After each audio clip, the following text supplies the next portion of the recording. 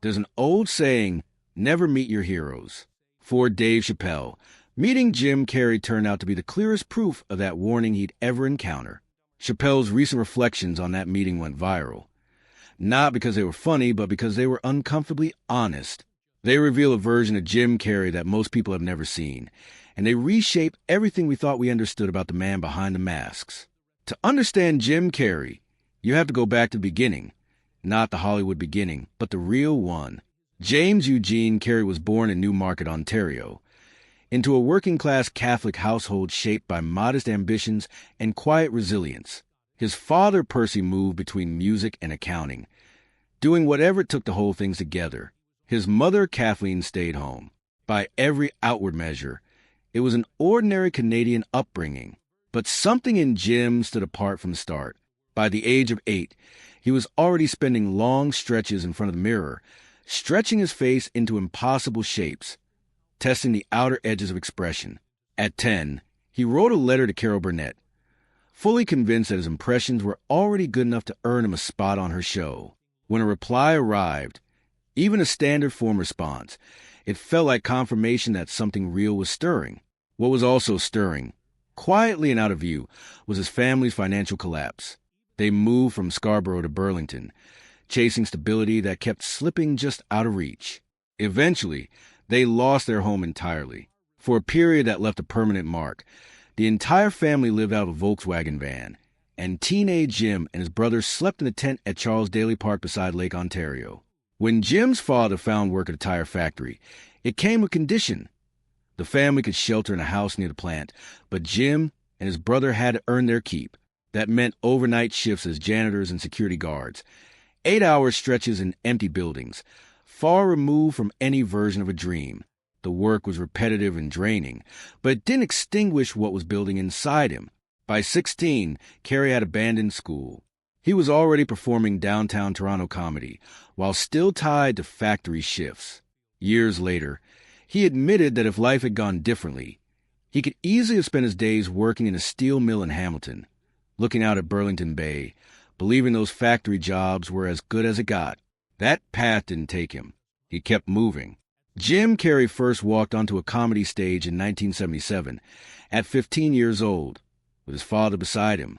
They drove into downtown Toronto to a basement comedy spot called Yuck Yucks, a one-night-a-week club tucked inside a community center. It was not a forgiving room. Everything about that first performance was off. His outfit, a polyester leisure suit selected by his mother, carried an optimism the room didn't share. His material, built around clean impressions, didn't match the sharp adult humor the crowd expected. Within minutes, the gap between who he was and what they wanted became impossible to bridge. The set fell apart. The doubt that crept in afterward wasn't the kind that fades overnight. But time and a little stability changed things. When the family situation improved enough for them to settle in Jackson's Point, Carrey returned to comedy with sharpened act. By 1979, a paid 20-minute set in Scarborough earned him $20 Canadian and felt like more than money. It felt like proof. He returned to Yuck Yucks, which had relocated to Bay Street in Yorkville. The same room that had broken him 2 years earlier became the place where his reputation began to take shape. Open mic nights became paid sets. Paid sets became a growing name. The ambitions grew bigger. He aimed for Saturday Night Live during the 1980 to 81 season. The show passed on him. He regrouped, took smaller work, kept moving. In early 1981, he opened for the rock band Gatto and Barry and was booed off the stage mid-set. He didn't return for the second night. 2 weeks later, the Toronto Star published a review of his performance at Yuck Yucks, complete with a photo of him mid-impression. The review didn't just praise him. It declared that a genuine star was beginning to emerge. That single notice changed the scale of everything. Demand spread across Canada. A television film followed. Then a tour with Rodney Dangerfield as his opening act, which pushed Carrey beyond Canadian borders for the first time. The American door opened slowly. He auditioned for The Tonight Show in 1982 and was told to keep refining. So he went back. That same year, he sold out 2 nights at Massey Hall in Toronto. Whatever path he was on, it was moving in one direction. When the 1990s arrived, the explosion was seismic. Ace Ventura, Pet Detective, The Mask, and Dumb and Dumber didn't just succeed. They redefined what mainstream comedy could look like. Batman Forever, Liar Liar, The Cable Guy followed. Then came the pivot that surprised everyone. The Truman Show and Man on the Moon revealed an actor capable of extraordinary depth and control. Eternal Sunshine of the Spotless Mind took it further still. Quiet, interior, emotionally devastating. That same year, he was inducted into Canada's Walk of Fame, a full circle.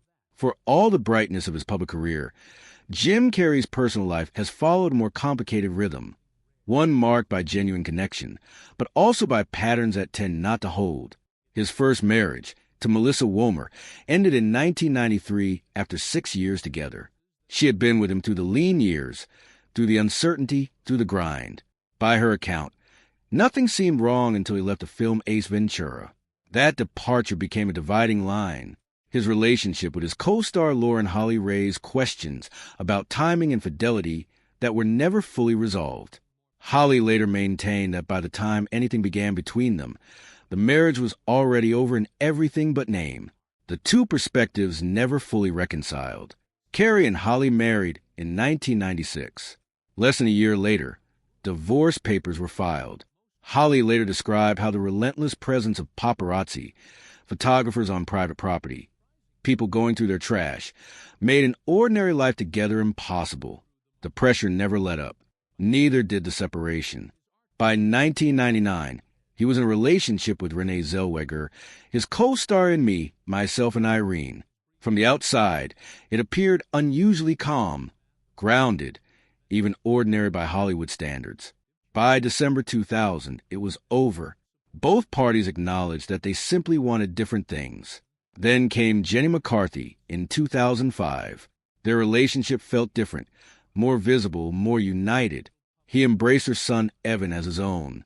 They shared causes, beliefs, a public image of solidarity. They also shared involvement in one of the most controversial health debates of the era, publicly questioning vaccine safety and promoting the widely discredited claim that vaccines were linked to autism. The scientific community pushed back hard and consistently. The relationship lasted 5 years. When it ended in 2010, it came quietly but left behind plenty of unanswered questions. Those who knew Carrey during this period described someone capable of profound warmth and connection, but also someone who could shift quickly in the opposite direction, a need for closeness that could, with little warning, become a need for complete distance. In 2015, his on and off relationship with Catriona White ended in her death. The grief was immediate and real. In 2016, her estranged husband and mother brought legal action against Carrey, alleging that he had provided substances to someone he knew was struggling. He rejected the claims entirely, seeing the suit as opportunistic. The case was dismissed in 2018, but nothing about that sequence of events remained truly private. Beyond film, Carrey has always had another self trying to find expression. Painting began as therapy and became something more deliberate, a second language for what words couldn't carry. By 2018, the canvases had turned pointed and political. Portraits of Mark Zuckerberg, Donald Trump, and Sarah Huckabee Sanders drew strong reactions. His depiction of Sanders in particular split opinions sharply between those who saw dark satirical brilliance and those who felt it crossed into something more personal than satire warranted. His work on Man on the Moon, the biographical film about comedian Andy Kaufman, offers perhaps the most extreme example of how far his commitment to a role can go. He didn't just play Kaufman. He lived as Kaufman. From the first day of production to the last, there was no separation between performance and person. He later described the experience as one in which Jim Carrey as an individual barely existed, that he had surrendered himself so completely to Kaufman's particular intensity that the person underneath effectively disappeared for the duration of filming. The people around him felt it too. Crew members adjusted. Everyone began referring to him as Andy and treating the performance as a replacement for the man.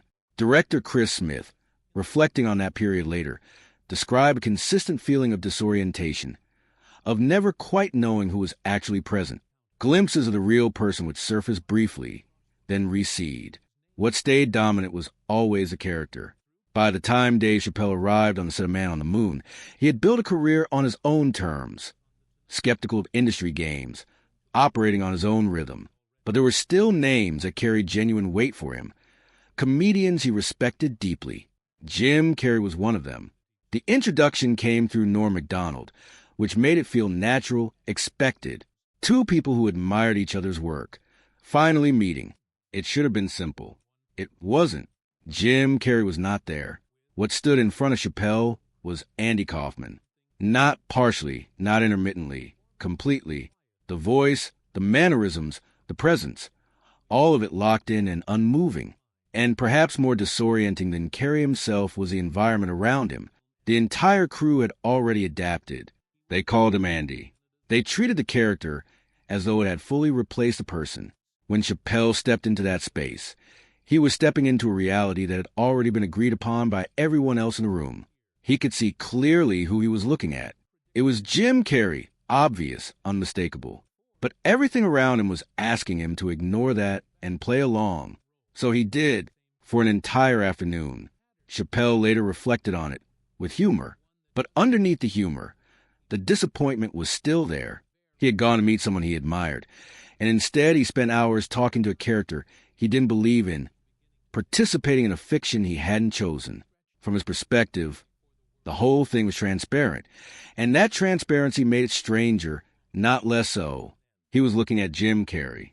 Jim Carrey simply refused to step out of it. That meeting, in retrospect, was not an anomaly. It was the process. During the entirety of Man on the Moon, Carrey maintained a character without pause or separation. No breaks between takes. No quiet moments as himself. He has since acknowledged how completely it consumed him, how the person who showed up every morning and left every night was not Jim Carrey in any recognizable sense. For those who crossed paths with him during that time, the line between performance and person didn't blur. It vanished. And for Dave Chappelle, who had traveled to the set expecting to meet one of the people he genuinely admired, that vanishing act was not a tribute to artistic commitment. It was a disappointment he's still honest about.